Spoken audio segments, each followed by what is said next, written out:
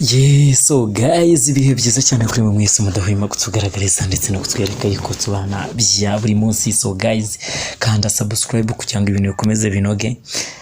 Njyewe ndi umwami muto cyangwa se unyite musaza wabo Simba. So guys, amakuru yizewe maze kwifatira just now ni ukuvuga ngo umuntu bita DJ Philipita na Double J Kiriku n'abasati bagiye babigarukaho ndetse na Ali Studio mwagiye ndaza kuza kubibereka byose ama live n'ibiki byose. So guys, amakuru yizewe nifatiye nonaha ndaje mbereke amajwi yo kuri WhatsApp umuntu bita DJ Philipita arimo asobanura everything y'ukuntu buri kimwe cyose cy'ukuntu byagenze harakurye taramo cya Yago Pondat. Ni ibintu bikomeje kuza mu mwuka mubi muri showbiz yo mu Rwanda ndetse n'i Burundi kuko nago bigeze bifata neza. Impamvu DJ Philipita yazamuriyemo indirimbo ya Yago Suwejo mu gihe Double J we yararimo abwira abakunzi ngo icupa ryanjye hejuru niba nawe uryohewe wewe wagira ngo turi mu ijuru. Ako video wenda aza kuza kubibereka aza kuza kubibereka mbere ukuntu byagenze ubundi tubive no mu magambo. Ndaza kuza kubereka ukuntu DJ Philipita yazamuriyemo indirimbo, icyateye DJ Philipita kuba yazamuriramo indirimbo. Se DJ Philipita ubundi ari kinapfa n'abariya kari byo yavuze uti njye nta kintu mpfa n'abari abajama barani inshuti zanjye as dear friend, n'abantu nkunda cyane inshuti zanjye nkunda, sibyo?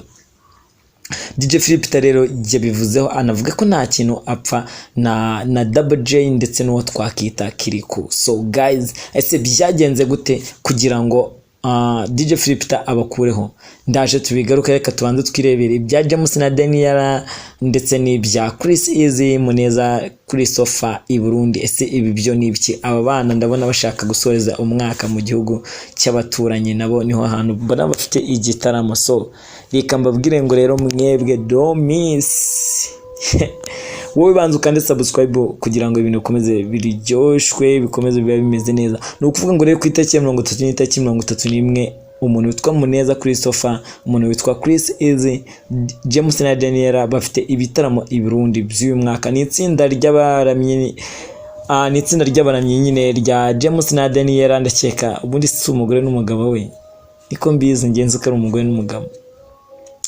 Mu bakunzwe rero ni bamwe ni itsinda rimwe rikunzwe cyane haba mu Rwanda ndetse no mu karere duherereyemo. Bari mu myiteguro yo kujya gutaramira i Burundi ku itariki ya 31 Ukuboza 2023 bakazasoreza umwaka bataramira abantu bari i Burundi. So itangazo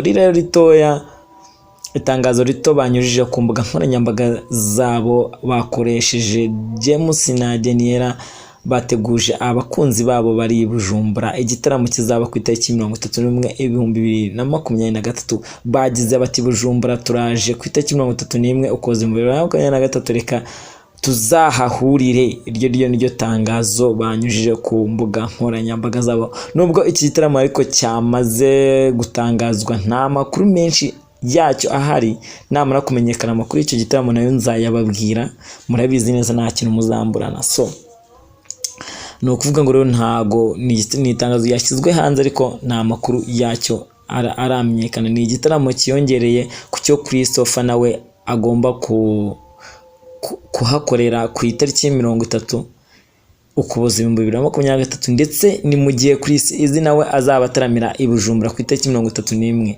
Ibyo ni ibitaramo urumva ni 31 nyine kizamwe umusejo habe n'ikindi. So nuvuga ngo rero aba bahanzi bagiye gusoreza umwaka i Bujumbura mu gihe umwaka washize nako kano ko munze kuza kukibuka. Umwaka washize nabwo hari abahanzi b'i Kigali bataramiye basoreje umwaka i Bujumbura harimo nka Ezra Mbonye, Juno Kizigenda ndetse na Davis D bari basoreje umwaka wabo w'2022 aho twakita ku mucanga wa Tanganyika. Yes, so no kuvuga ngo rero ku bantu muri Burundi mwese mwitegure, aba bahungu banje barabaziye,